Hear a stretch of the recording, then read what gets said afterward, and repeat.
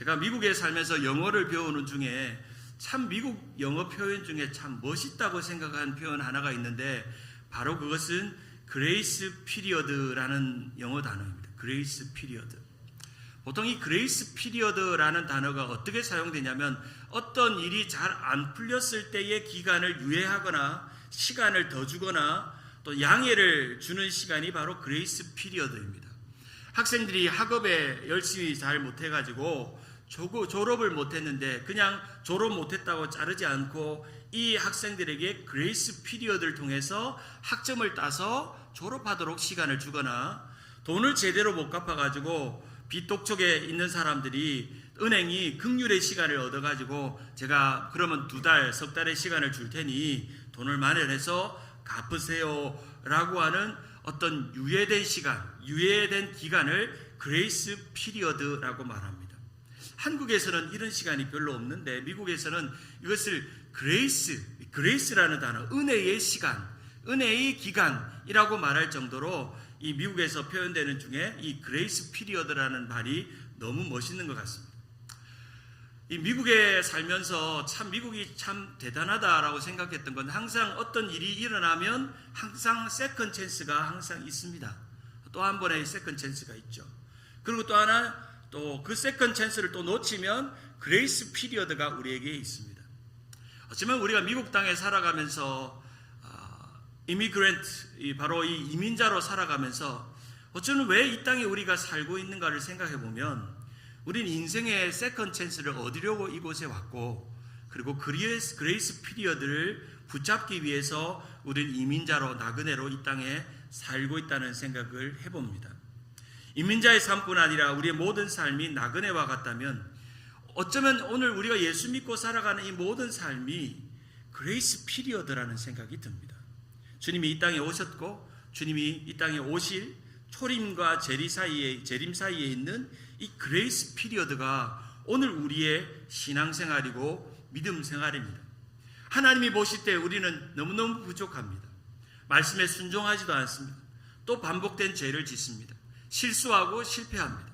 하나님이 마음먹고 작심하고 우리를 심판하려고 마음먹으면 지금이라도 우리는 심판받아 마땅한 사람들이지만 오늘도 우리는 하나님께서 우리에게 생명을 연장시켜서 그레이스 피리어드를 우리에게 주셨습니다.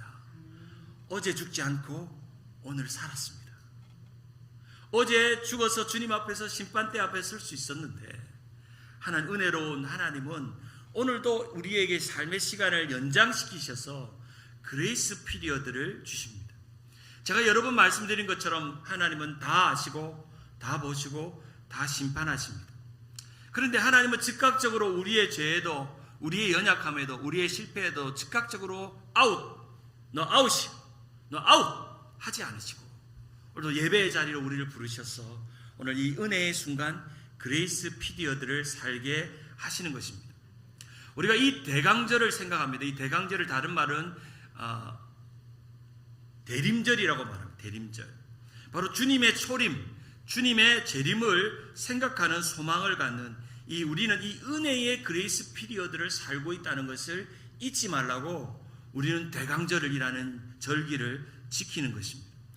초림의 주님은 우리에게 구원의 은혜를 선사하셨습니다. 재림의 주님은 심판의 주님으로 종말의 은혜를 우리에게 선사하실 것입니다. 초림의 주님이 재림에 다시 오실 그날까지 우리가 이 세상에서 살아가는 그날까지는 우리에게는 그레이스 피리어드가 주어지는 것입니다. 사랑하는 여러분, 오늘 모든 순간이 여러분이 하나님께서 허락하시는 주님이 허락하시는 그레이스 피리어드가 되기를 주님의 이름으로 축원합니다. 내가 사는 순간순간이 은혜의 시간이라는 겁니다. 우리가 함께 살펴보았던 말씀과 성례와 회복과 감사와 기도는 우리가 이 세상을 살아가는 모든 순간순간을 그레이스 피리어드로 만들 수 있는 놀라운 방법입니다. 오늘은 너무나도 익숙하게 잘 아는 기도의 은혜에 대해서 살펴보려고 합니다. 사랑하는 여러분, 여러분의 기도에 은혜가 흐르고 있나요?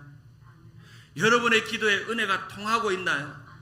여러분의 기도에 은혜가 머물고 있나요?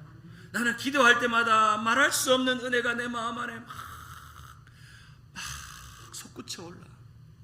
내가 엎드려 주여 할 때마다 한 주간 동안 메말랐던 마음이 사라지고 시원한 생수의 간과 같은 마음이 내 마음에 촉촉하게 적셔져서 하나님의 은혜를 경험하고 내 안에서 은혜가 넘쳐 흘러서 그 힘으로 오늘을 살아가는 것입니다. 오늘 기도의 은혜에 대한 설교를 하면서 여러분에게 말하고 있는 기도의 은혜의 두 가지의 핵심적인 단어를 설명하려고 합니다.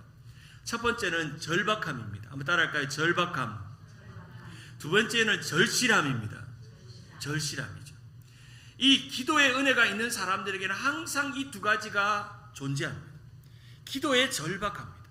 그리고 기도의 간절함입니다. 만약에 여러분 안에 기도의 은혜가 없는 사람들에게는 절박함과 간절함이 없습니다. 이 절박함이라는 것은 desperation인데 이 말은 절망을 의미합니다. 필사적인 그리고 벼랑 끝에 선 것 같은 삶의 절망의 시간에서 나는 자포자기하지만 하나님 앞에 엎드려 기도할 수밖에 없다. 내 삶의 모든 문제를 주님께 맡길 수밖에 없다라고 하는 그런 절박한 마음, 기도해야 산다고 하는 절박한 마음, 기도해야 힘을 얻는다고 하는 절박한 마음, 기도밖에 없다고 하는 절박한 마음, 그 마음이 기도의 은혜를 만듭니다. 믿습니까? 기도해야 삽니다. 기도밖에 없습니다. 그 마음이 여러분 안에 있다면 여러분 안에는 절박한 기도의 은혜가 있는 것입니다. 간절함이라고 하는 이글레스라고 말하는 이것은 절실함입니다. 마음속에 무언가 열의와 열망이 생기는, 기도하고 싶은 마음이 자꾸 생기는 것입니다. 문제가 있어서 기도하는 것이 아니라 나는 기도하는 것이 너무 좋아서, 주님을 붙잡고 기도하는 것이 너무너무 좋아서, 주님과 함께하는 이 기도의 시간이 너무너무 좋아서, 그래서 나는 절실하게 그리고 간절하게 주님 앞에 기도하는 것을 즐깁니다. 사랑하는 여러분, 기도하는 시간을 즐거워하시기 바랍니다. 기도하는 시간을 기뻐하시기를 바랍니다. 그 절박함과 간절함이 기도하는 사람에게 가장 어울리는 옷입니다. 가장 어울리는 옷이에요. 내가 기도의 자리로 갈 때 내 마음이 하나님 앞에 기도할 수밖에 없다고 하는 절박함, 그리고 기도가 너무 좋고 기도하는 순간이 너무너무 즐겁고, 그래서 간절함이 내게 있을 때 우리는 기도에 가장 잘 어울리는 사람이 되는 것입니다. 사랑하는 여러분, 여러분은 여러분의 삶의 인생을 살아가면서 여러분의 이 인생의 시간, 그레이스 피리어드를 살아가면서 얼마나 기도하고 살고 있습니까?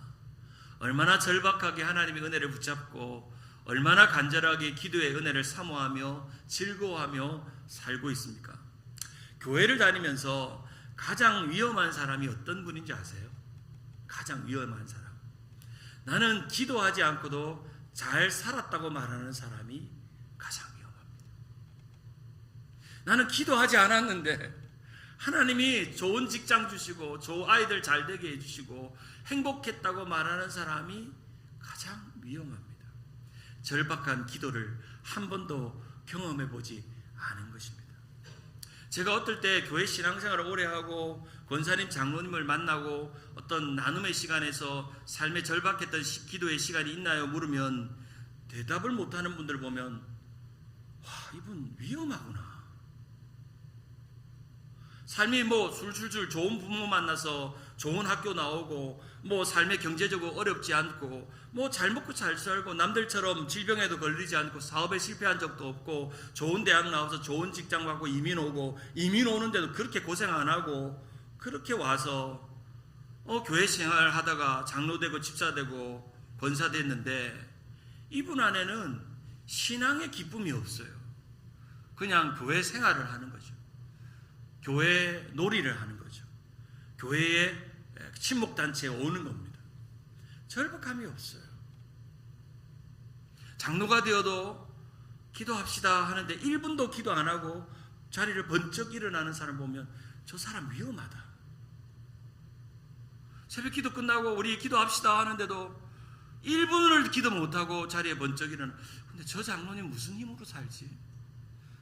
기도 안 해도 되나 저분은? 그런 사람은 진짜 위험합니다. 그런 분들이 교회를 망쳐요. 그런 분들이 교회를 흔들어요. 절박한 마음 없이 기도 안 하는 사람. 교회를 다니면서 가장 무서운 사람은 어떤 사람인 줄 아세요?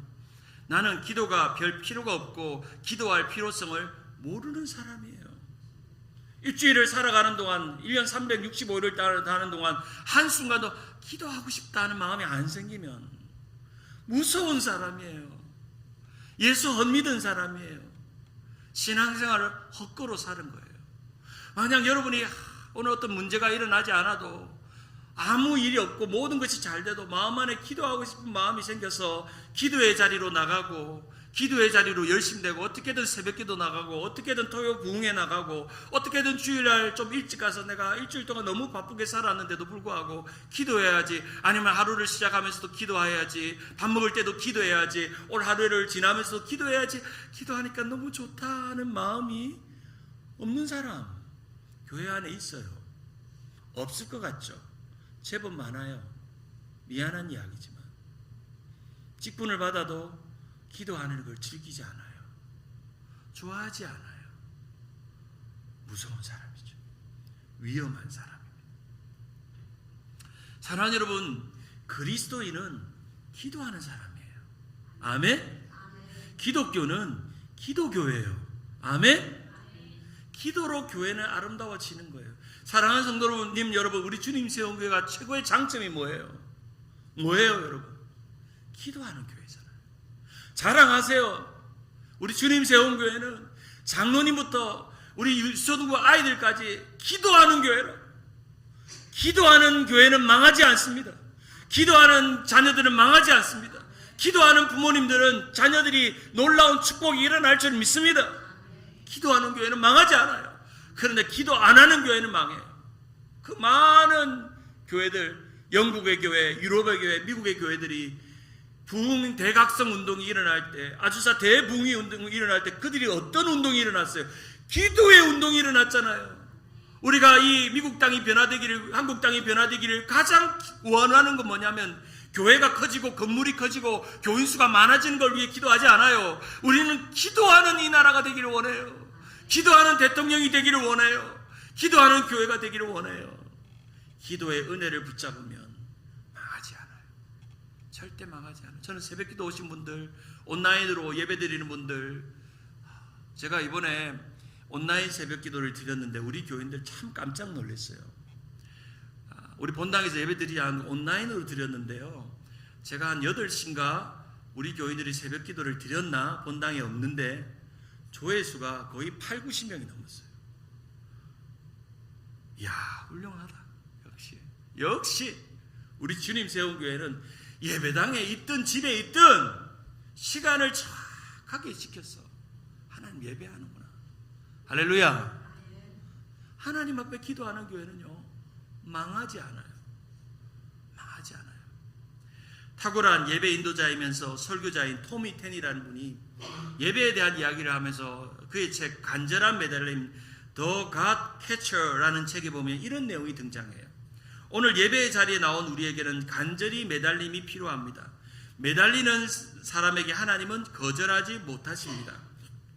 오늘 하나님이 임재하시게 하라. 이미 당신을 초대하고 기다리신다. 상한 심령을 만지시는 손길을 느껴라. 다음날 하나님을 떠나보내지 말라. 제발 절박함과 간절함의 열정이 그분의 방으로 들어가는 열쇠이다. 매달리면 하나님은 거절하지 못하신다. 눈물은 하나님의 임재를 끌어당긴다. 아멘. 여러분의 기도의 눈물은요 하나님의 은혜와 임재를 끌어당긴대요. 참 매력적인 순간은요 여러분이 기도하며 울 때예요. 하염없이 눈물을 흘리고 기도하며 울 때 하나님은 여러분을 제일 예쁘게 생각하세요. 이쁘게 보세요. 기도하는 영혼이 되는 것이죠. 진짜 주님이 오셔서 절박한 상황을 해결해 주시고 간절한 시간을 회복시켜주는 그런 기도의 은혜를 경험하는 것입니다. 기도의 은혜는 곧 절박함과 간절함을 유지하는 영성입니다. 한번 따라할까요? 기도의 은혜는 절박함과 간절함을 유지하는 영성이다. 절박함에서 간절함으로 가는 시간이 기도의 은혜입니다. 절박함의 길에서 간절함을 만나는 거죠. 오늘 우리가 함께 살펴보는 마가복음 5장에 보면 이 제법 긴 스토리 2개가 서로 오버랩되면서 등장하는 내용이 나옵니다.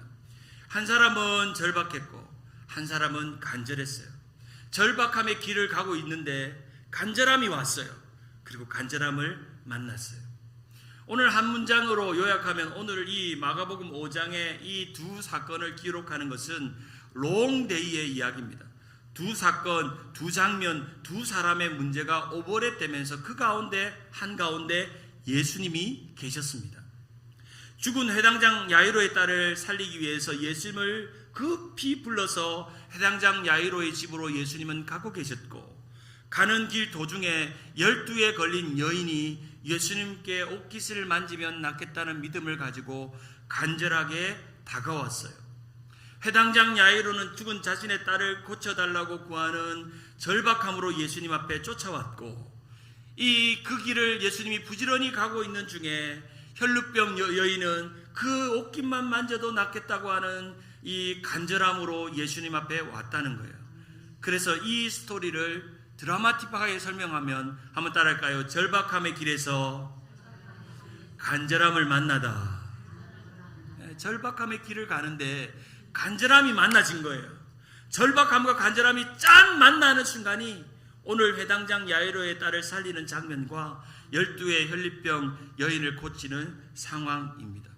사랑하는 여러분, 우리의 삶에는 가장 은혜로운 순간이 언제냐면요, 절박함과 간절함이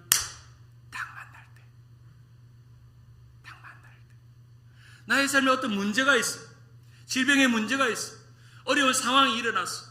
너무너무 이것이 나를 너무너무 영적으로 마음적으로 힘들게 해.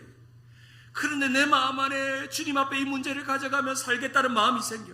그리고 주님 앞에 기도하고 싶은 마음이 생겨. 그래서 딱 만나서 주님 앞에 털썩 주저앉고 기도하고 주님의 옷자락을 붙잡는 순간, 우리의 마음 안에 말할 수 없는 치유와 회복과 은혜가 일어납니다. 그 순간, 그 은혜의 순간을 경험하는 것입니다. 어떤 이들은 지난날 나의 삶에 절박한 시간들이 떠오를 수도 있고, 또는 내 삶에 은혜를 충만하게 경험했던 간절한 시간이 떠오를 수도 있습니다.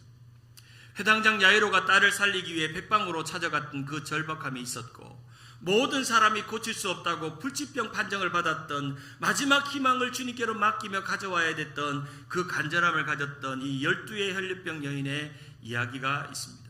너무나도 절박했고 너무나도 간절했던 순간입니다. 사랑하는 여러분, 만약에 여러분의 삶에 절박했고 간절했던 순간이 떠오르지 않는다면 여러분의 삶은 참 축복된 삶입니다. 쉬운 삶인 거죠. 그런데 우리의 인생을 살아보면 쉬운 삶은 하나도 없습니다.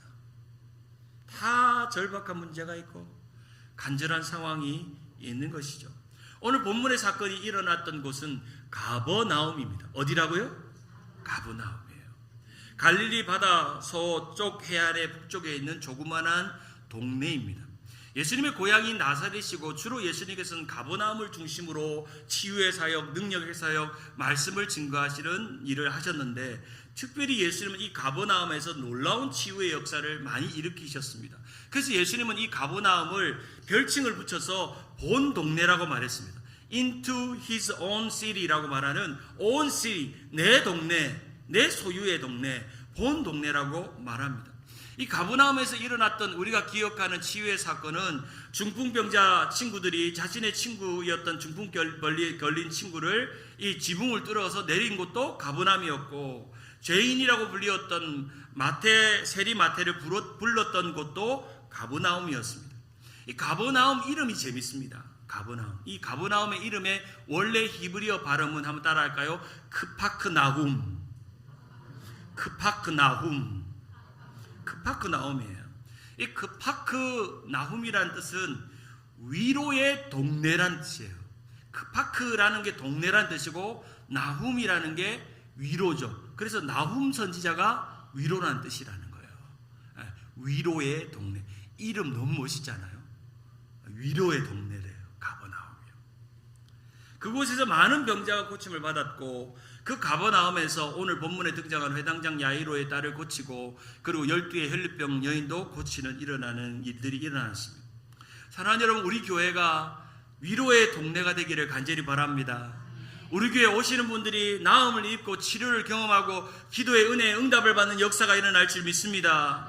예수님은 오늘 이 가버나움 가기 전까지만 해도 거라사 지방에 있었어요. 거라사 지방에서는 예수님을 환영하지 않았습니다. 이 거라사 지방에서 귀신을 물리치고 다시 가버나움으로 쫓아오는 동안 오늘 이 바쁜 긴 이야기가 등장하는 것입니다. 절박한 상황 가운데 간절함을 만나는 놀라운 일들이 일어난 것입니다. 사랑하는 여러분, 절박함과 간절함이 만나면 어떤 고백이 일어나냐면, 한번 따라할까요? 나는 주님이 필요해. 그 마음이 생겨요. 절박함하고 간절함이 짠 만나면 내 마음 안에 나는 주님이 더욱 필요해 라는 마음이 생겨요. 제가 우리 아이들 중고등학교 다닐 때, 제가 담임했을 때 유스 아이들이 겨울 리트릿을 간 적이 있어요. 겨울 리트릿을 갔는데, 제가 담임 목사니까 아이들이 저녁 집회를 어떻게 드리는가, 저녁 집회에 뭐 게스트 스피커가 찬양하고 또 설교하는 걸 보면서 저녁 집회를 간 적이 있습니다. 근데 그 아이들과 찬양을 하다가 아이들이 부르는 찬양에 제가 왈칵 눈물이 터져버렸어요. 애들이 은혜를 받는 유스 겨울 수련회 갔다가 내가 맨 뒷자리에 찬양을 부르다가 왈칵 눈물이 터졌어요. 그 찬양이 이런 찬양이에요. 아이들 영어 찬양인데요. I need you more, I need you more, more than yesterday. I need you more, more than words can say. I need you more than ever before. I need you more, I need you more 하는 너무나도 심플한 노래입니다. 제가 한번 불러볼게요. I need you more, more than yesterday. I need you more, more than words can say. I need you more than ever before. I need you, Lord. I need you, Lord. 나 주님이 더욱 필요해. 이전보다 내 입술의 말보다 더욱 표현할 수 없네. 주가 필요해, 필요해. 이 찬양을 부르는데 제 마음에 하나님 음성이 들리는 거예요. 신목사, 너 진짜 하나님이 필요해? 진짜 내가 필요해? 네가 목회하고 설교하고 교회를 섬기고 하나님의 일을 하는데 그래서 내가 필요한 게 아니라 진짜 네 존재 자체가 I need you more than yesterday. 어제보다 더 주님이 필요하고 고백해 주님이 내게 묻는 것입니다. 왈칵 눈물이 터졌어요. 그래, 내게 주님이 필요해. 내게 주님이 필요해. 내 안에 절박함과 간절함이 식어진 마음들이 회복되기 시작했어요. 주님이 필요해. 주님이 필요해. 사랑하는 여러분, 오늘 해당장 야이로의 마음 안에는 주님이 필요하다는 마음이 생겼어요. 그리고 12의 혈류병 여인에게는 옷장만 만지면 낫겠다고 하는 주님이 필요하다는 마음이 생겼어요. 사랑하는 여러분, 기도의 은혜는요 너무 심플합니다. 오늘 내게 주님의 은혜가 필요하다고 고백하는 것입니다. 어제보다도 더 주님이 필요하다고 고백하는 마음이 있으면 여러분 안에 기도의 은혜가 흘러넘치는 줄 믿으시길 바랍니다. 우리의 삶에 주님의 은혜가 필요하다고 고백하는 것, 그것은 너무나도 귀한 고백입니다. 놀랍게도 오늘 마가복음에서 마가는 오늘 이 놀라운 이 회당장 야이로와 12의 혈류병을 고치는 사건을 과거형이나 과거 완료형으로 기록하지 않고 현재형으로 기록하고 있습니다. 왜 현재형으로 기록했을까요? 이 사건은 과거의 이야기인데, 옛날 이야기인데 왜 현재형으로 기록했을까요? 바로 그것은 하나님께서 주시는 이 은혜는 현재형 은혜이기 때문입니다. 하나님의 놀랍게 이루어지는 치유의 은혜는 오늘 지금도 우리에게 일어나는 은혜이기 때문입니다. 믿습니까? 크파크나움 위로의 동네 가버나움에 그때 그 시절 회당장 야이로의 딸에게도 일어났고 12의 병 걸리는 혈류병 걸린 여인에게도 일어났고 오늘 21세기 2024년 토렌스, 남가주 토렌스 이 지역에도 여전히 하나님의 치료의 은혜가 일어나고 기도의 은혜가 유효하고 하나님은 여전히 동일하게 살아계셔서 오늘도 우리에게 은혜를 주십니다. 기도하는 사람들에게 필요하게 찾아와 주십니다. 그 믿음이 오늘도 우리 가운데 있는 줄 믿으시기를 바랍니다. 한번 따라할까요? 은혜는 항상 현재형이다. 은혜는 항상 현재형이에요. 여러분, 지난주 은혜 받았다고 그 은혜가 유지돼요? 지난주 말씀 잘 들었죠? 너무 좋았어. 지난주의 은혜예요. 오늘은 또 주님이 필요해요. 왜? 주님이 은혜를 주셔야 되기 때문에, 그 은혜로 오늘 우리를 살게 하기 때문에. 우리가 1년 전의 기도가 오늘도 유효한가요? 예, 유효할 수 있죠. 똑같은 기도니까요. 그런데 주님은 지금 현재 여러분이 기도하기를 원하세요. 지금 이 순간 기도하기를 원해요. 그 마음을 가지고 나아가는 것입니다. 이 두 여인이 등장하죠. 혈루병 걸린 여인, 회당장 야이로의 딸. 이 회당장 야이로의 딸은요, 사랑받는 딸이었어요. 그렇죠? 그 당시에 회당장이라는 사람은 어떤 사람이에요? 예배를 준비하는 사람이고 지역의 유지예요. 그런데 딸이 병에 들어 죽게 됐어요. 유대 사회에서 병이 걸렸다는 것은 저주받았다는 것을 상징하는 의미입니다. 그 당시 유대인들은 이 악한 것들이 들어왔다고 생각하기 때문에, 부정한 것이 들어왔기 때문에 이 병에 걸린 사람은 비록 회당장의 딸이라도 회당에 들어올 수 있을까요? 없을까요? 못 들어와요. 그러니까 회당장이 얼마나 이 사랑하는 딸이, 내가 회당장인데도 불구하고 회당에 이 예배하는 자리에 들어올 수 없으면 얼마나 고통스러웠을까요? 자신의 딸이 예배의 자리로 들어올 수 없는 것이 너무너무 힘들었던 것입니다. 병든 것은 하나님 앞에 나아갈 수 없는 부정함을 입었다고 유대인들은 생각했기 때문에 성전에도 나아갈 수 없었고, 특별히 오늘 본문에 보면 이 42절에 보면 이 딸이 몇 살인지 이렇게 기록하고 있습니다. 12살이라고 기록하고 있어요. 12살. 12살이요. 몇 살요? 12살이요. 회당장 딸이 12살이에요. 그리고 이 회당장 딸이 12살 동안 12살이 되었는데, 그 당시에 이 12살이라는 것은 유대인들이 12살이 되면 성전에서 예배드리는 의식을 하는, 이제 본격적으로 예배를 드릴 수 있는 나이가 된 것입니다. 성경이 왜 12살을 기록했는지 여러분 아셔야 돼요. 그 이유가 있어요. 12살이에요. 예배에 들어갈 수 없는 상황이 생겼다는 것입니다. 회당장이에요. 자신의 딸이, 내가 회당장인데도 예배의 자리로 올 수 없는 상황이 생긴 것입니다.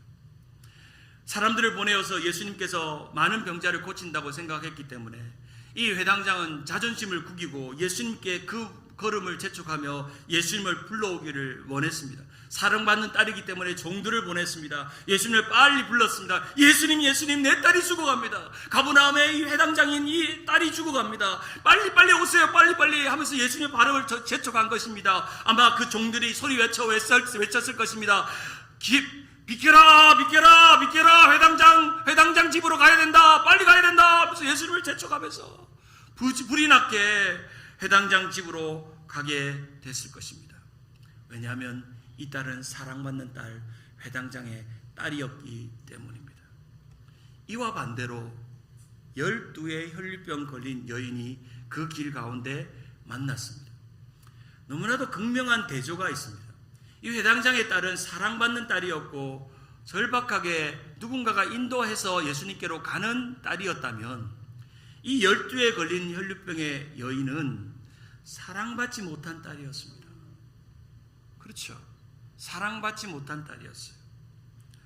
유출병이라는 것은 그 집에 살 수 없고 부정한 피가 흘러나와서 현대의학으로는 만성자궁 출혈병으로 12해 동안 갑작스럽게 찾아온 수많은 하혈을 하고 백방으로 은을 찾고 약을 쓰고 노력해도 돈을 허비하고 헛수고였을 뿐인데, 오늘 본문 마가복음 5장 26절은 이렇게 그 여인의 고통을 이렇게 기록합니다. 많은 의사에게 많은 괴로움을 받았고 가진 것도 다 허비하였을 때 아무 효험이 없고 도리어 더 주가던 차에 그녀는 여러 의사에 의해 많은 고통을 받았으며 가지고 있는 모든 것을 다 썼으며 아무 효력 없이 다 악화되었다. 아마 부모님과 같이 살지도 못했을 것입니다. 저 멀리 이 더러운 여인들을 가까이 하지 않아서 이 여인은 자신이 이 더럽다는 것을 알리지 않기 위해 조용히 예수님께 나아왔을 것입니다.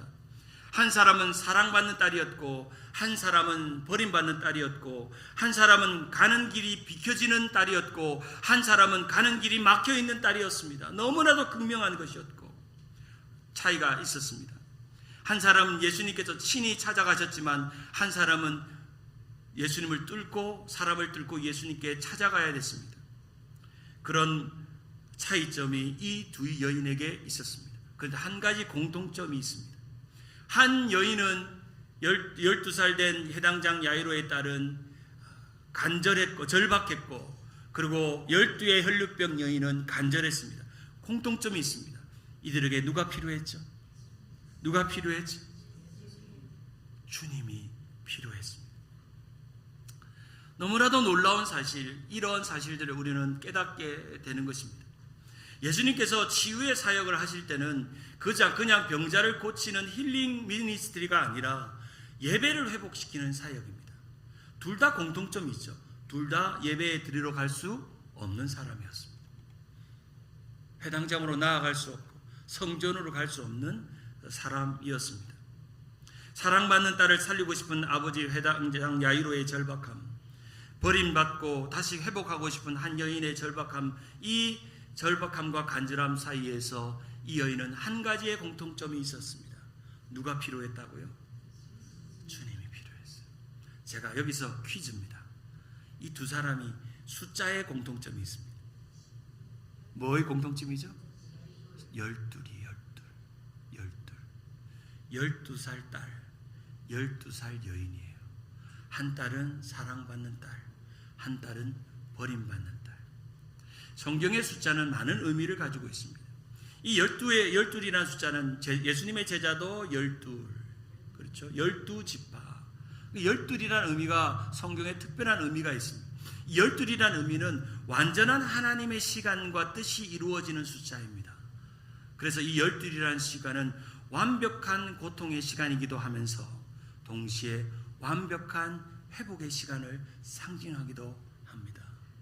12살 된 딸, 12의 혈병 걸린 여인, 완벽하게 고통스럽고 완벽하게 치료하는 상징을 의미하고 있는 것입니다. 그러나 이 두 여인의 공통점은 뭐라고요? 주님이 필요했다. 그 고백이 있는 것입니다. 이 혈병 여인은 예수님의 옷자락을 만졌습니다. 이 옷자락이라는 것은 그 당시에 유대인들이 입고 다니는 숄을 의미합니다. 탈릿과 치치치라고 불리는 끈입니다. 유대인들은 그 율법의 상징을 의미하는 그 숄 밑에다가 끈을 달고 있었는데, 이 여인이 예수님의 옷자락을 잡은 게 아니라 그 끈을 만졌을 뿐입니다. 성경에 보면, 히브리 원어를 보면 이 치칫의 끈을 만졌다라고 기록하고 있어요. 우리는 옷을 덜썩 잡았다고 그렇지 생각하잖아요. 그게 아니라 유대인들이 쓰고 있는 숄 밑에 달려있는 끈, 길다란 율법을 상징하는 그 끈을 살짝 잡았는데 놀라운 역사가 일어났습니다. 고침이 일어났습니다. 치유의 역사가 일어났습니다. 자신의 병이 다 깨끗함에 나음을 입었습니다. 예수님도 알았습니다. 제자만 몰랐습니다.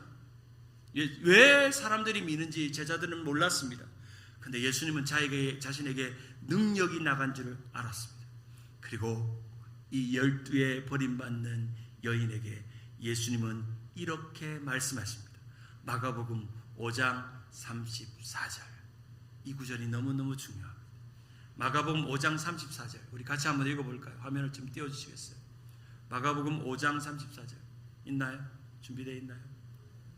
제가 읽어보겠습니다. 예수께서 이르시되 딸아 내 믿음이 너를 구원하였으니 평안히 가라. 내 병에서 놓여 건강할지어다. 할렐루야. 여기서 예수님께서 이 버림받는 여인에게 이 해당장 야이로의 딸과 같은 동일한 이름을 붙입니다. 뭐라고요? 딸아.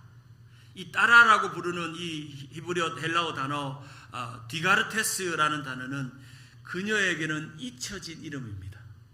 나는 딸인지 몰랐어요. 버림받았고 상처 입었고 또한 예배에서 제외되고 부정하다고 하는 여인, 그 여인을 주님은 딸아 내 믿음이 너를 구원했다. 평안히 가라. 내 병에서 건강할지어다 말씀하십니다. 그리고 예수님은 이 여인을 고치시고 난 다음에 회당장 야이로의 집으로 가셔서 마가복음 5장 35절에 이렇게 말합니다. 아직 예수께서 말씀하실 때에 회당장 집에 사람들이 와서 회당장에게 이르시되 당신의 딸이 죽었나이다. 어찌하여 선생을 괴롭게 하나이까? 36절에 예수께서 그가 하는 말을 곁에 들으시고 회당장에 이르시되, 같이 읽어봅니다. 두려워하지 말고 믿기만 하라. 아멘. 사랑하는 여러분, 주님이 필요한 사람들에게는 오늘도 우리에게 여러분을 사랑하는 아들아, 사랑하는 딸아, 내 병에서 노임을 받았느니라, 내 믿음이 너를 구원하였느니라, 두려워하지 말고 믿기만 하라, 우리에게 오늘도 말씀하고 계신 줄 믿으시기를 바랍니다.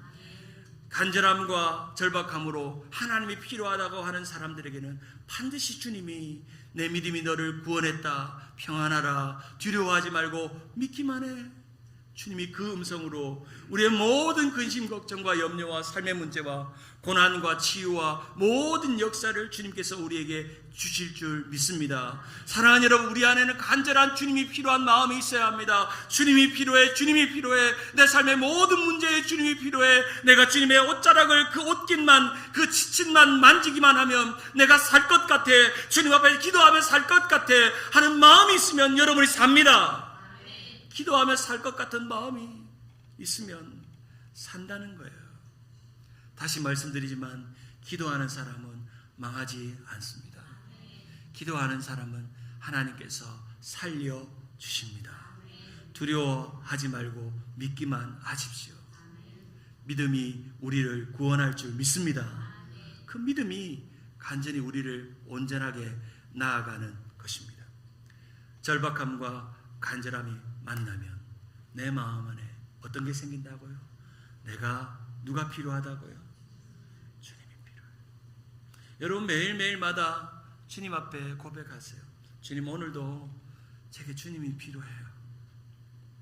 어제도 주님이 필요했고, 오늘도 주님이 필요하고, 내일도 주님이 필요해요. 금년 12월도 주님이 필요하고, 내년 2005년도 주님이 필요해요. 나를 한순간도 주님 필요하는 마음에서 놓지 마세요. 내가 주님 꼭 붙잡고 갈게요. 나는 주님이 필요해요. 사랑하는 여러분, 우리 주님 세운 교회에 주님이 필요해요. 우리 교회 이름에만 주님이 필요한 게 아니라 우리 교회 모든 사역과 모든 일에 주님이 필요해요. 주님이 역사할 줄 믿습니다. 주님이 은혜 주실 줄 믿습니다. 주님이 능력 나타나게 하실 줄 믿습니다.